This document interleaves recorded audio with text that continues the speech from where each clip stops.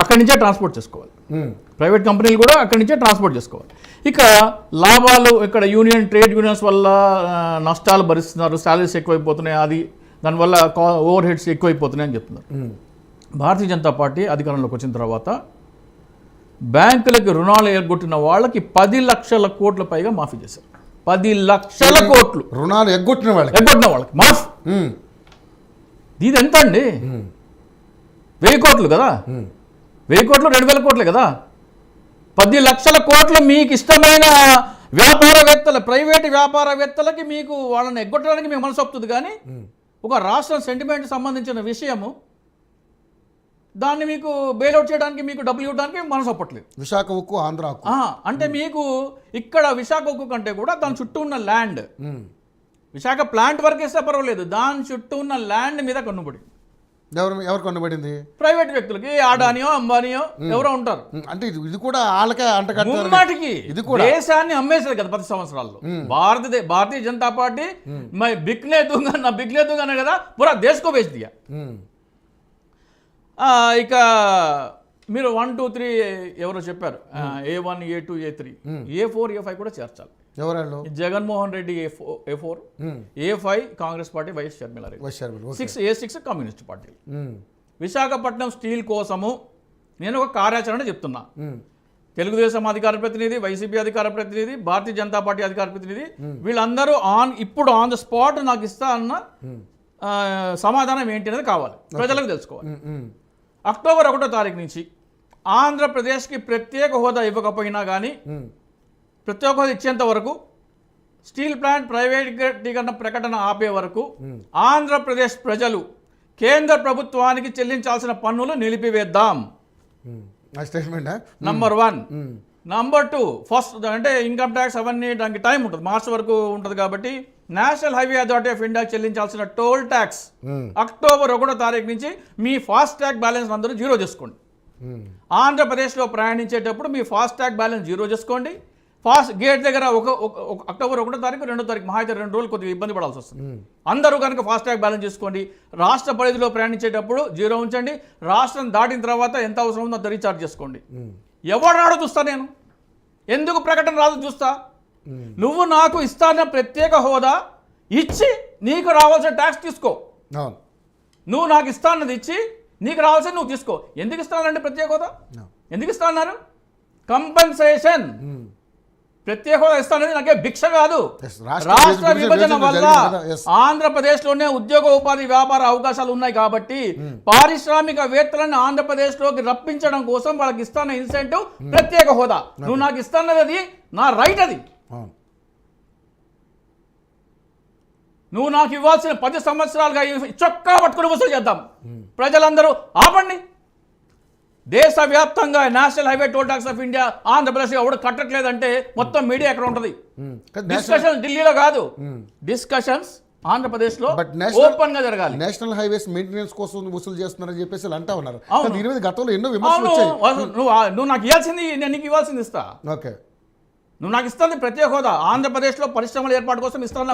ఒక్క అంశాన్ని మీరు ముడిపెడితే ప్రత్యేక హోదా వచ్చే అవకాశం లేదు. ప్రత్యేక హోదా, స్టీల్ ప్లాంట్ ప్రైవేటీకరణ, అన్ని రైల్వే జోన్, వెనుకబడి జిల్లాల నిధులు, ఓడరేవుల నిధులు, ఇవన్నీ నువ్వు విభజన హామీలు ఏమేమి ఇస్తాని బొంకావో, sorry to use that word, దొంగ నాటకాలు ఆడావో.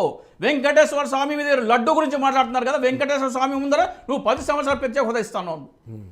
కాంగ్రెస్ పార్టీ 5 साल बोल रहा है, हम 10 साल देंगे అన్నావు.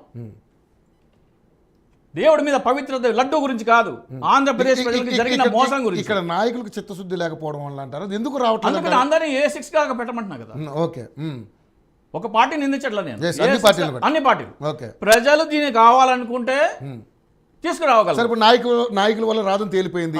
ఇక్కడ అందరూ కూడా వక్తలు ఉన్నారు మన డిబేట్ లో, నాయకుల వల్ల కాదని తేలిపోయింది. ఇప్పుడు ఈ కార్యాచరణకి పార్టీ తెలుగుదేశం వైఖరి ఏంటి?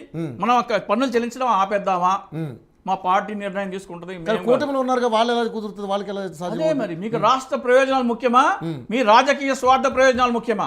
ఓకే. మీ కూటమిలో ఉంటే ఉండొచ్చు. సో మరి స్టీల్ ప్లాంట్ విషయంలో కూడా, స్టీల్ ప్లాంట్ అయినా సరే ఏదైనా సరే, ఓకే, మీరు లక్షల కోట్లు మీరు బ్యాంకులో రుణాలు మాఫీ చేసినప్పుడు దీన్ని బెయిల్అవుట్ చేయడానికి కొన్ని వేల కోట్లు ఇవ్వడానికి ఏంటి ఇబ్బంది? ఎస్, మీరు అన్న పాయింట్ ఓకే, బట్ అది ఇప్పుడు వాళ్ళు వింటున్న వాళ్ళు ఏ విధంగా తీసుకుంటారో చూద్దాం మరి దాన్ని. ఇది ఫస్ట్ ఇది వైజాగ్ స్టీల్ ప్లాంట్ విషయం వచ్చే విషయం. రైట్. ఇక బాలినేని శ్రీనివాసరెడ్డి గారిది. బాలినేని శ్రీనివాసరెడ్డి గారు భారతీయ జనతా పార్టీ, తెలుగుదేశం అండ్ లడ్డు విషయం చెప్పండి ముందు, బాలినేని నెక్స్ట్ రౌండ్ మాట్లాడు. ఓకే, లడ్డు విషయం చెప్పండి. లడ్డు విషయం ఫస్ట్ ఆఫ్ ఆల్ ఇక్కడ క్వశ్చన్ ఏంటంటే, ఈ మనకి గతంలో పవన్ కళ్యాణ్ ఏమంటారంటే అయోధ్యలకు వెళ్ళిన లడ్డూలు కూడా కలుషితమై అంటున్నారు. లడ్డు అయోధ్యకి ఎప్పుడు జరిగింది రామాలయం? ఇది జనవరి. అవును. ఈ ఏఆర్ డైరీ ఫుడ్స్కి ఎప్పుడు ఇచ్చారు కాంట్రాక్టు? ఇది తప్ప మిగతా అంతా ఓకే కదా, మిగతా అన్ని వాడుతున్నారు. ఈ రోజు నెయ్యి ఏది వాడుతున్నారు? పాత కాంట్రాక్ట్లు ఎవరికైనా వాళ్ళకి వాడుతున్నారు. నందిని వాళ్ళది. నందిని మళ్ళీ తీసుకున్నారు, ఇప్పుడు తీసుకున్నారు. జనవరిలో నందిని లేదు. ఆ రోజున ఈ రోజు వరకు అయినా సరే ఒక ట్యాంకర్ వస్తే దానికి 7 రకాల టెస్టులు జరుగుతాయి 3 స్టేజెస్లో. Okay, 3 stages. అది ప్రూవ్ అయింది కదా, కల్తీ ఉంది. ప్రూవ్ అయిందా లేదా అనే ఒక ఘటనాక్రమం చెప్తాను నేను. 5వ తారీఖు నాడు మీనేష్ షా అని ఒక పెద్ద మనిషి తిరుపతి దేవస్థానం వచ్చారు. 5వ తారీఖు నాడు, 5 జూలై. 6వ తారీఖు నాడు ఏఆర్ డైరీ ఫుడ్స్ అనే ట్రక్ వచ్చింది. దాన్ని శాంపుల్ తీసి రిజెక్ట్ చేశారు. 5వ తారీఖు నాడు మీనేష్ షా వచ్చారు. 6వ తారీఖు నుంచి ట్రక్లు ఏఆర్ డైరీ ఫుడ్స్ రిజెక్ట్ అవుతున్నాయి. ఎవరయ్యా ఈ మీనేష్ షా అంటే, ఎవరైతే రిపోర్ట్ ఇచ్చారో ఎన్డీడీబీ కాఫ్ దాని చైర్మన్. అదేదో ప్రతిష్టాత్మకమైన పవిత్రమైన సంస్థ ఏం కాదు. దాని మీద 450 కోట్ల రూపాయల అవినీతి ఆరోపణలు ఉన్న సంస్థ అది. అంటే మీరు డబ్బులు ఇచ్చి రిపోర్ట్ తీసుకోవచ్చు, అవినీతి ఆరోపణలు ఏంటి? ఎందుకు చేస్తారు? మీరు డబ్బులు ఇచ్చి మార్పేర్చుకునే అవకాశం ఉంది అక్కడ, అవినీతి ఆరోపణలు ఉన్నాయి కాబట్టి. సరే, వచ్చింది. మీకు ఫస్ట్ కన్సైన్మెంట్ ఎప్పుడు వచ్చింది? 12/6 చంద్రబాబు నాయుడు గారు ప్రమాణ స్వీకారం చేస్తున్న తరుణంలో వచ్చింది అది. మీరు 5 లడ్డూలు కలుషితం ఎట్లా అంటాడు పవన్ కళ్యాణ్? ఇది ద్రోహం కాదా? ఇది ఎవరికి ద్రోహం చేస్తున్నారు? వెంకటేశ్వర స్వామి ప్రతిష్టని ద్రోహం చేస్తున్నారు మీరు. అంటే దీనివల్ల జరిగే ప్రయోజనాలు ఏంటంటారు వాళ్ళకి, ప్రభుత్వానికి అంటే మన దగ్గర చెప్పాను కదా, ఎక్కడైతే పర్ఫార్మెన్స్ లేదో మీకు పబ్లిసిటీ పీక్లో ఉండాలి. డైవర్షన్ పాలిటిక్స్, 100 రోజుల ఫెయిల్యూర్స్. అమరావతి మునిగిపోయినా కానీ అమరావతిలోనే రాజధాని కట్టాలి అనేది ఒక ప్రజల్ని డైవర్ట్ చేయాలి. మునిగిపోయింది అందరూ తెలుసు, ప్రపంచం అంతా తెలిసిపోయింది. ప్రపంచ బ్యాంక్ లోన్ ఇవ్వనంది. అక్కడి నుంచి దృష్టి మలిచి అక్కడ ఇవ్వాలి. గత చంద్రబాబు నాయుడు గారి పరిపాలన 3 నెలలుగా ఎంత అయితే అప్పులు చేశారో, వైసీపీ గారు గత సంవత్సరం దానికంటే ఎక్కువ అప్పులు చంద్రబాబు నాయుడు గారు చేశారు. ఆదాయం కూడా గత కంటే ఈసారి ఎక్కువ ఉంది. కానీ గత సంవత్సరం ఇదే 3 నెలల్లో జగన్మోహన్ రెడ్డి గారు ఇచ్చిన సంక్షేమ పథకాలు చంద్రబాబు నాయుడు గారు ఎందుకు నిలిపేశారు? అమ్మఒడి, తల్లికి వందనం ఏదో ఉంది,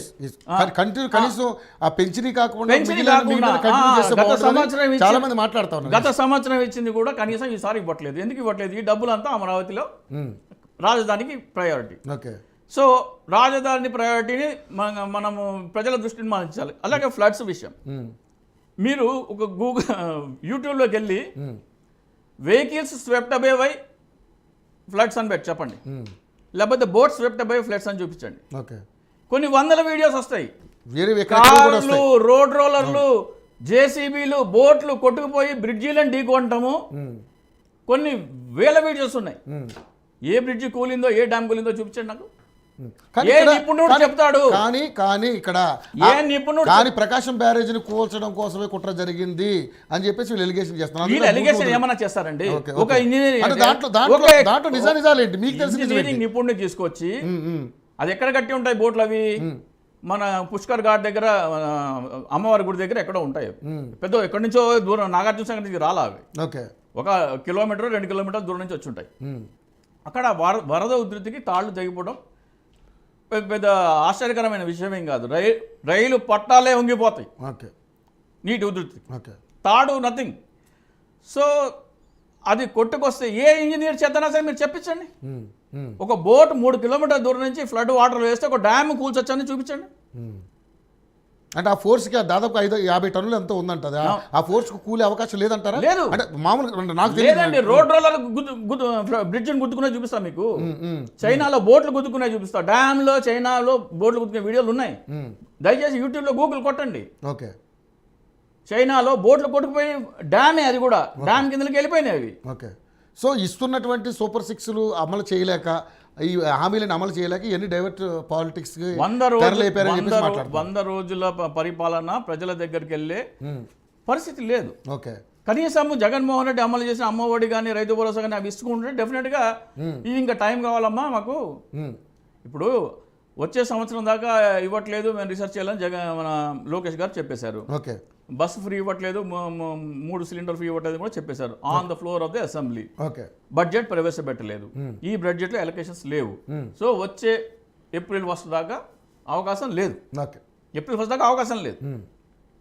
సో మీరు ఇంటింటికి వెళ్ళి 100 రోజుల పరిపాలన అంటే ప్రజలు అడుగుతారు ఏమైందని. రైట్. సో పరిపాలన జరగట్లేదు అంటారు. ఈ 100 రోజులు ఏం జరగలేదు అంటారు అసలు ఏది ఆంధ్రప్రదేశ్లో ఈ 100 రోజుల పరిపాలన జరగలేదు అంటారు. అంటే పెన్షన్లు కానీ ఇలాంటి ఏ పరిపాలన రాష్ట్రపతి కాదు. వరదల్లో సహాయక చర్యలు చంద్రబాబు నాయుడు గారు చేసి ఎవరికి కనపడలేదా లేదు ఏంటిది ఇది? ఎందుకంటే జగన్మోహన్ రెడ్డి గారు ఆయన పక్షాన్ని ఆయన కొత్త చేసుకున్న, చంద్రబాబు నాయుడు గారు ముఖ్యమంత్రిగా ఆయన తిరిగిన 10 రోజులు కానీ అసలు ఏమి సరైన సౌకర్యాలు జరగలేదని మీరు అనుకుంటున్నారా? ఒక్కొక్కళ్ళ పర్సెప్షన్ ఒకలాగా ఉంటుంది. ఓకే. నేను రైల్వేలో చేసేప్పుడు డిజాస్టర్ మేనేజ్మెంట్ ఏదైనా యాక్సిడెంట్ అయితే ఫస్ట్ వెళ్ళి మేము చేస్తాం. ఓకే. అప్పుడు అధికారులు ఎవరు దీంట్లో అంటే వాళ్ళని డిస్ట్రాక్ట్ చేసే విధంగా వాళ్ళ ఫ్రీ హ్యాండ్ ఇస్తారు వాళ్ళు పని చేయడం. 3-4 డేస్ తర్వాత మిగతా వాళ్ళు వెళ్ళి రైట్. సో ఇది ఇప్పుడు ఫర్ ఎగ్జాంపుల్ చంద్రబాబు నాయుడు గారు ఒక బోట్ వేసుకుని తిరిగారు. ఆ రిసోర్స్ని చంద్రబాబు నాయుడు గారు తిరగటంగా ఉపయోగించే బదులు దాంట్లో పాల ప్యాకెట్లు, మెడిసిన్స్, ఆహారం తీసుకెళ్లి అవన్నీ పంచారు కదండి మీకున్న 10 బోట్లలో ఒక బోట్ ఎందుకు వేస్ట్ చేస్తున్నారు మీరు? చంద్రబాబు నాయుడు వెళ్ళిన వల్ల వాళ్ళకి ఇమీడియట్ రిలీఫ్ ఏమి ఉండదు. ఇక్కడ దానివల్ల ఆహారం వెళ్తే ఇమీడియట్ రిలీఫ్ ఉంటుంది, పాలు వెళ్తే చిన్న పిల్లలకి పాలు, చంటి పిల్లలకి పాలు వెళ్ళలేదంటారా? ఒక దాన్ని ఎందుకు వేస్ట్ చేస్తానంటున్నాను నేను. ఇప్పుడు అక్కడ చెప్పానండి ప్రజలకు అవన్నీ అందినయా లేదనేది మన ప్రాముఖ్యత ప్రజలు అందలేదని బోర్డు మంది చెప్పారు కదండి. ఓన్లీ 50 to 60% ప్రజలు చాలా ఆగ్రహంతో ఉన్నారు. కొంతమంది పర్వాలేదు ఎవరైనా ఏం చేస్తారంటున్నారు, కొంతమంది అనుకూలంగా సరే ఇంతకంటే ఏం చేస్తారన్నారు. సో మిక్స్డ్ రియాక్షన్ చూసుకుంటే majority of the people not happy. అయితే ఇంకా కొన్ని పాయింట్స్ ఉన్నాయి. ఓకే. వెలగలేరు గేట్ గురించి సార్ చెప్తున్నారు. వెలగలేరు అనేది ఏరు కాదు, అది వెలగలేరు అనేది ఒక గ్రామం. అదే గ్రామం పేరు వెలగలేరు. గూగుల్ చేసి చూసుకోవచ్చు, మ్యాప్స్ లో దొరుకుతుంది. ఆ వెలగలేరు అనే గ్రామం దగ్గర బుడమేరు మీద కట్టిన గేట్లే బుడమేరు గేట్లు. బుడమేరు అనే ఏరు మీద అంటే ఒక కెనాల్ మీద ఏరు మీద వెలగలేరు అనే గ్రామంలో కట్టిన రెగ్యులేటరే బుడమేరు కట్టిన గేట్లు. సో వెలగలేరు గేట్లు అంటే అది ఒక ఏరు మీద కట్టిన గేట్లు కాదు. మీ లెక్క ప్రకారం గేట్లు ఉన్నాయంటారు. ఇప్పుడు చూపిస్తాం మీకు మ్యాప్స్ లో, గూగుల్ మ్యాప్స్ లో ఓపెన్ చేసి చూపిస్తా. అది వెలగలేరు గేట్లు, బుడమేరు గేట్లు. వెలగలేరు అనేది ఊరు పేరండి. వెలగలేరు అనే ఊర్లో గేట్లు కట్టింది బుడమేరు మీద. 15,000 క్యూసెక్లు ఉండాల్సిన కెపాసిటీ గేట్లు లేవనడానికి చెప్తున్నాను. గేట్లు ఉన్నాయి, బుడమేరు మీదే ఉన్నాయి, వెలగలేరు అనే గ్రామంలో ఉన్నాయి. ఇక క్యాప్టెన్ ఇక సార్ ఏమంటున్నారంటే మన బీజేపీ సార్ తిరుమల తిరుపతి దేవస్థానంలో కానీ ఏదో జరిగిపోయింది అన్నాడు. అయోధ్య రామాలయం నిర్మాణం కోసం భూమి సేకరించేటప్పుడు ఒక వ్యక్తి నువ్వు రామాలయం కోసం నీ భూమి అమ్ముతావు అంటే ఒక బీజేపీ నాయకుడు వెళ్ళి ఆయన 2 కోట్లకు అమ్మాడు. 2 కోట్లకి 10 నిమిషాల తర్వాత రామాలయ ట్రస్ట్కి అది 16 కోట్లకు అమ్మారు. దేవుడి మీద భక్తితో అమ్మేవాడు ఏం చేశాడు? దేవుడికి ఇస్తున్నాను ఇచ్చాడు 2 కోట్లకి. మధ్యలో వ్యక్తి ఏం చేశారు? అది కొని 16 కోట్లకి ట్రస్ట్కి అమ్మారు. భారతీయ జనతా పార్టీ ఇది భారతీయ జనతా పార్టీ రాముడి మీద ఉన్న భక్తి. సో భక్తి విషయం కానీ డిక్లరేషన్ విషయం కానీ దయచేసి డిక్లరేషన్ లేదు